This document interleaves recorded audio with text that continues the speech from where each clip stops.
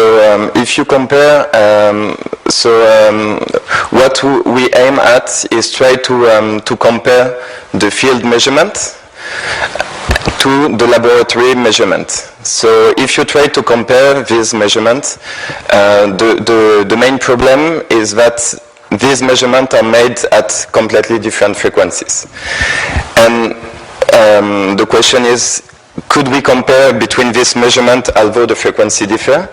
If you look at the elastic wave velocity as a function of frequency, what you can see is that you have an important dispersion in frequency, as for example shown by Pride. And if you place the measurement at the different frequency, you see that you will have different property although you have the same material.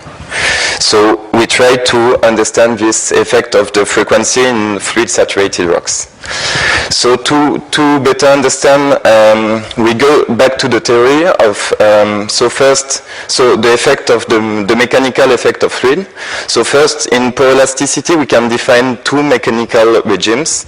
The first one is the drain regime, in which the fluid is allowed to flow in and out of a given volume. So if you zoom on the rock at different places, you can see that you have in the inclusions or in the porosity, you have the same pore pressure because fluid can equilibrate. And then since fluid can equilibrate, the rock behave, or the elastic properties of the rock behave as if there was no fluid in the rock. Then you can define another regime in which the fluid cannot flow in and out of the given volume that we define.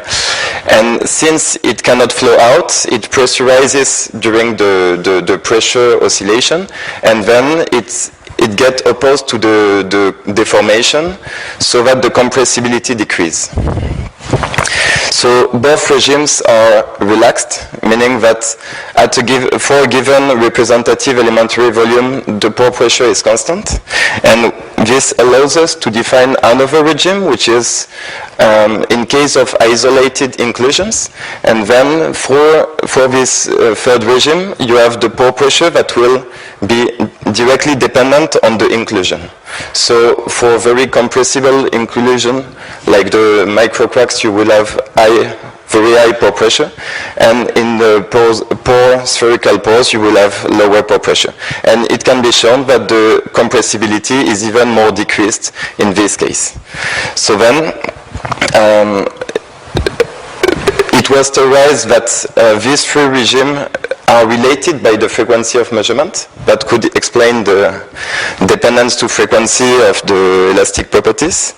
So then you can replace finally the elastic moduli as a function of frequency, and you can have the free regime that increase from drain to undrained to unrelaxed in elastic moduli as a function of frequency.